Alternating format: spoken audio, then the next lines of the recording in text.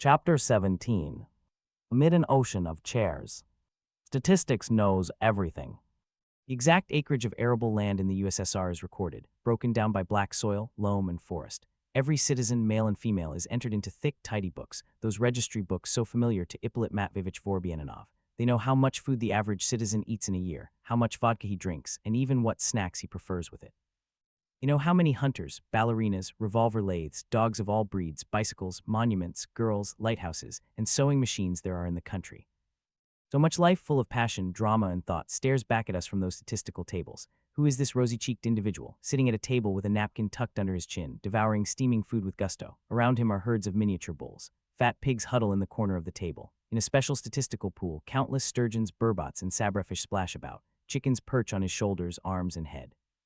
In feathery clouds, domestic geese, ducks, and turkeys fly overhead. 2 rabbits sit under the table. On the horizon, pyramids and towers of baked bread rise up. A small fortress of jam is washed by a river of milk. A cucumber, as tall as the leaning tower of Pisa, stands in the distance. Behind ramparts of salt and pepper, wines, vodkas, and liqueurs march in half companies.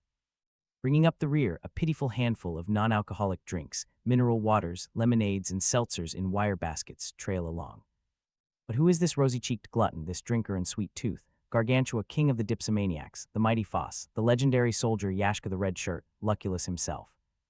No, it's not Lucullus. It's Ivan Ivanovich Sidorov, or Sidor Sidorovich Ivanov, the average citizen who, over the course of his life, consumes everything pictured in the table. He's the standard consumer of calories and vitamins, a quiet 40-year-old bachelor working at the state haberdashery and knitwear store.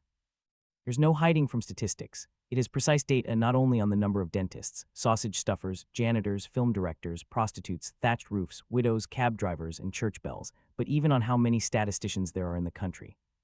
But there's one thing it doesn't know. It doesn't know and can't possibly know how many chairs there are in the USSR.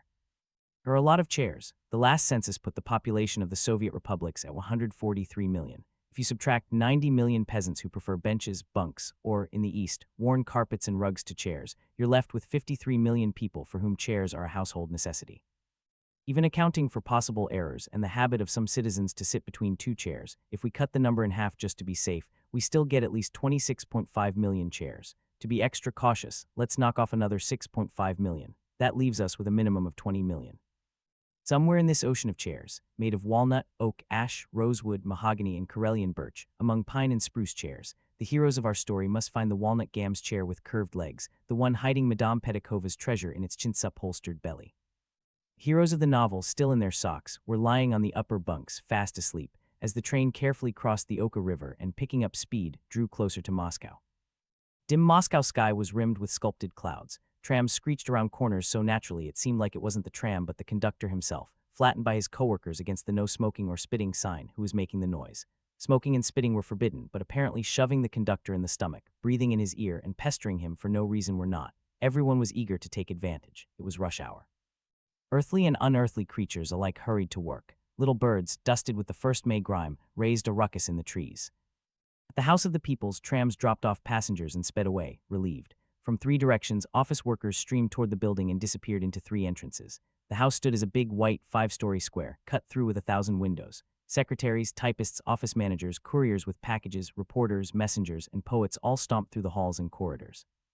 The whole office crowd set about their usual, necessary business, except for the poets, who wandered around delivering poems to the editorial offices of departmental journals. House of the Peoples was rich in institutions and employees. There were more offices than there were houses in a county town. On the 2nd floor, the editorial office and business department of the big daily newspaper, The Machine, took up a whole corridor. The editorial windows looked out onto an inner courtyard, where a crew-cut athlete in blue shorts and soft shoes was running laps around the sports field, training. His pale, untanned legs flashed between the trees. Inside the editorial rooms, staffers were having brief skirmishes, arguing over vacation schedules. With cries of velvet season, everyone insisted on taking their vacation in August. When the union rep was finally worn down by all the demands, reporter Persitsky regretfully tore himself away from the phone, where he'd been getting the latest on the Merillo's joint stock company, and announced, "I'm not going in August. Put me down for June. There's malaria in August." "Well, that's just fine," said the union rep. But then suddenly everyone else wanted June too. The rep, exasperated, threw down the list and left. Fashionable writer Agafin Shakov arrived at the House of the Peoples by cab. The wall thermometer read 64 degrees, but Shakov was bundled up in a shaggy mid-season coat, a white scarf, a fur hat with a touch of gray, and big half-deep galoshes. He took good care of his health. The best feature of Shakov's face was his cutlet-shaped beard. His plump cheeks were the color of salmon. His eyes looked almost wise. He was not yet 40. He started writing and publishing at 15, but real fame only came a couple of years ago, when he began writing psychological novels and presenting readers, especially female readers, with all sorts of problems. These problems, handsomely bound and dedicated on special pages to Soviet youth, to Moscow students, to young women, were things like sex and marriage, marriage and love, love and sex, sex and jealousy, jealousy and love, marriage and jealousy. Sprinkled with a dash of Soviet ideology, the novels sold well. Since then, Shakov often said that students loved him, but living off marriage and jealousy forever proved tricky. Critics started to hiss, pointing out how narrow his themes were. Shakov got scared and turned to newspapers. In a panic, he started a novel about reducing overhead costs and even wrote 80 pages in 3 days.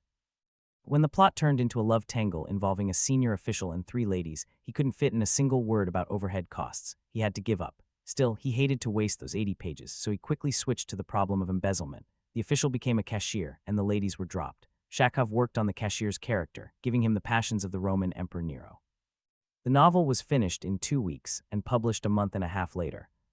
Getting out of the cab at the House of the Peoples, Shakov lovingly felt the new book in his pocket and headed inside. All the way he kept glancing at the backs of his galoshes. Were they wearing out? He went to the elevator and waited. He only needed to go to the 2nd floor, but he was careful with his health, and besides, the elevator was free.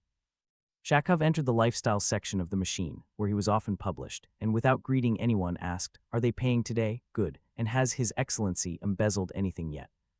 His Excellency was the nickname for the cashier, Asakin. Shakov had based his character on him, and everyone in the office, including Asakin himself, knew it. The staff shook their heads. Shakov went to the cashier to collect his payment for a story. "Hello, Your Excellency," said the writer. "I hear you're handing out money today." "I am Agafon Vassilievich." The cashier slid the payroll sheet and a chemical pencil through the window. "I hear you've written something new." The guys were talking. "I have. They say I'm in it." "You're the main character."